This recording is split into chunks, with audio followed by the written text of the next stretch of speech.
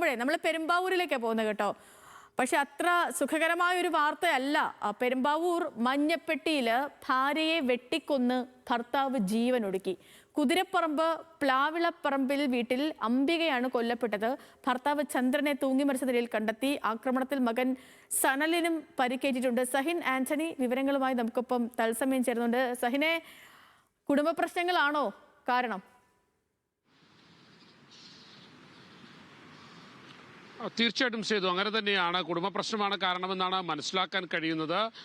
ഇന്ന് പുലർച്ചെയായിരുന്നു അംബികയെ ചന്ദ്രൻ വെട്ടിക്കൊലപ്പെടുത്തിയത്.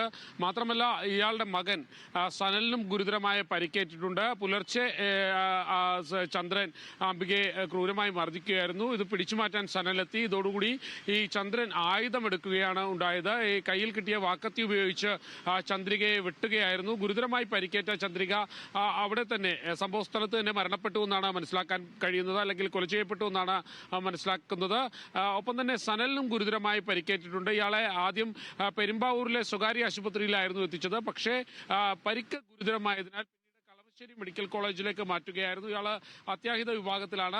കുടുംബ പ്രശ്നമാണ് ഇത്തരത്തിലുള്ള ഒരു ആക്രമണത്തിനും കൊലപാതകത്തിനും കാരണമെന്നാണ് മനസ്സിലാക്കാൻ കഴിയുന്നത്. മാത്രമല്ല ഈ ആക്രമണം നടത്തിയ ശേഷം ചന്ദ്രൻ പിന്നീട് ആത്മഹത്യ ചെയ്യുകയായിരുന്നു. തൊട്ടടുത്തുള്ള പറമ്പിലെ, ആളൊഴിഞ്ഞ പറമ്പിലെ മാവിൽ തൂങ്ങി മരിക്കുകയാണ് ഉണ്ടായത് എന്നുള്ളതാണ് ലഭിക്കുന്ന വിവരം. എന്തായാലും കുടുംബ പ്രശ്നമാണ് ഈ കൊലപാതകത്തിനും ആത്മഹത്യക്കുമെല്ലാം കാരണമെന്നാണ് പോലീസ് കണ്ടെത്തിയിരിക്കുന്നത്. സേതു. ഓക്കെ.